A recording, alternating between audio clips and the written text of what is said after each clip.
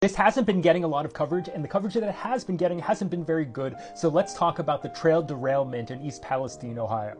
East Palestine's about an hour north of Pittsburgh, almost halfway to Cleveland. Norfolk Southern has a rail line that goes right through town, and this derailment happened right on the edge outside of town on the border of PA and Ohio. Of the cars that crashed, 5 of them contained vinyl chloride. It's a monomer used to make PVC.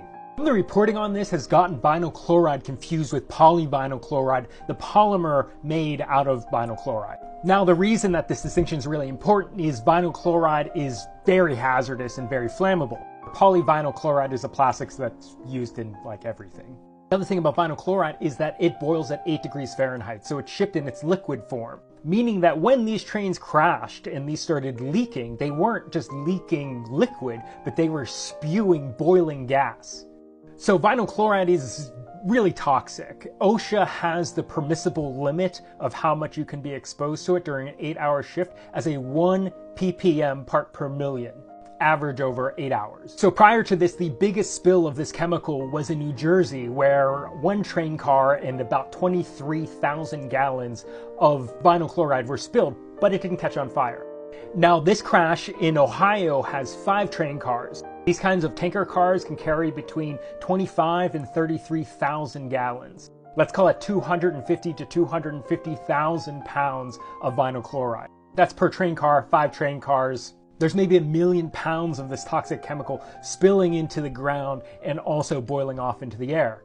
But then it caught on fire. I think this is where the reporting is really bad because no one is mentioning what the byproduct of vinyl chloride burning is.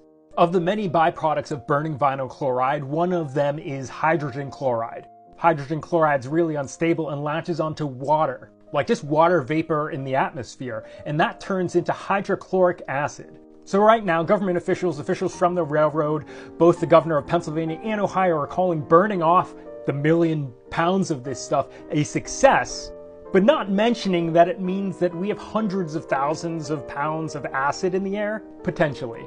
Now, ever since engineering school, I've studied a lot of industrial accidents. I just find it really fascinating, and organizations like the Chemical Safety Board, NTSB, and OSHA all have like really good reports available to the public. I think as a designer, it's really good to learn about mistakes. When looking at these kinds of industrial disasters across time, there are a couple things that are pretty universal across all of them. 1, the responsible party, in this case, Norfolk Southern Railway, always plays down the reality of the situation. Politicians also just repeat the same lines, and then news outlets just repeat the same. So all we're hearing is the responsible party's word.